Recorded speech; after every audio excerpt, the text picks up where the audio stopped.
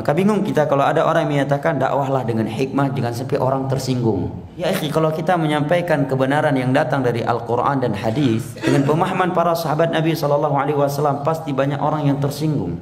Maka Allah berfirman, inna sanulqi alaika qawlan thaqila. Ucapan yang berat.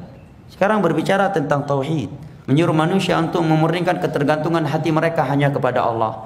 Kita terangkan bahaya syirik, tidak boleh menyembelih untuk selain Allah, menyembelih untuk laut, tidak boleh melahap berkah ke kuburan-kuburan, tidak boleh menjadikan orang-orang yang telah meninggal sebagai perantara antara kita dengan Allah dalam beribadah, dalam berdoa. Tetapi hendaknya langsung kita berdoa kepada Allah. Pasti banyak orang yang marah. Menerangkan pentingnya mengikuti petunjuknya Nabi SAW dalam beribadah, dan tidak boleh menjadikan perasaan, adat istiadat sebagai landasan dalam beribadah. Pasti akan banyak orang tersinggung. Berbicara tentang halal dan haram, juga banyak orang yang akan tersinggung. Bahkan kalau kita menjelaskan sifat solat Nabi aja, banyak orang yang tersinggung. Kita sedang menerangkan sifat solat Nabi, tiba-tiba ada orang yang akan menyatakan, emangnya solat kalian aja yang benar? Udah pasti solat kalian aja yang diterima oleh Allah, solat orang lain nggak diterima. Mereka sedang dijelaskan hadis-hadis yang menerangkan sifat solat Nabi tanpa menunjuk batang hidung manusia bahwa solat kamu nggak benar. Tapi banyak orang yang tersinggung tatkala merasa solatnya itu tidak sesuai dengan apa yang dijelaskan dari hadis-hadis Nabi.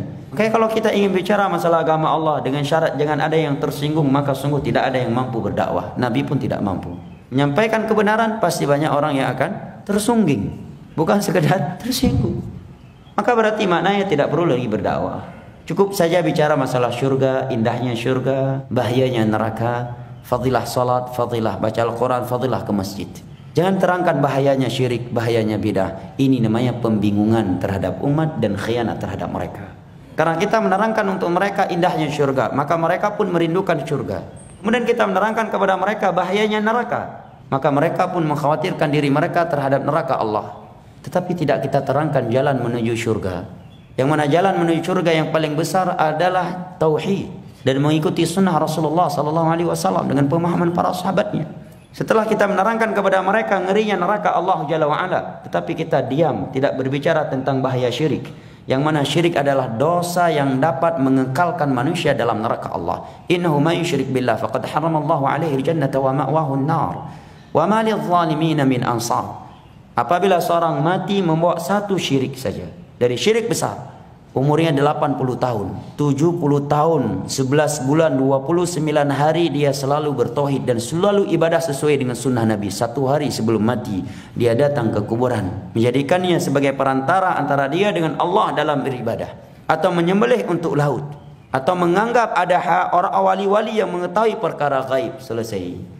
Ibadah yang ia lakukan dengan ikhlas dan sesuai dengan sunnah Nabi tadi selama 20 tahun, 11 bulan, 29 hari, itu hangus, tidak akan berguna, akan menjadi debu yang berterbangan di sisi Allah.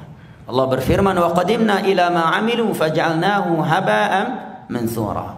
Kami kumpulkan ibadah-ibadah mereka pada hari kiamat, maka kami jadikan debu yang berterbangan, kata Imam Az-Zahabi rahimahullah di awal kitab Al-Kabair, karena mereka membawa dosa syirik.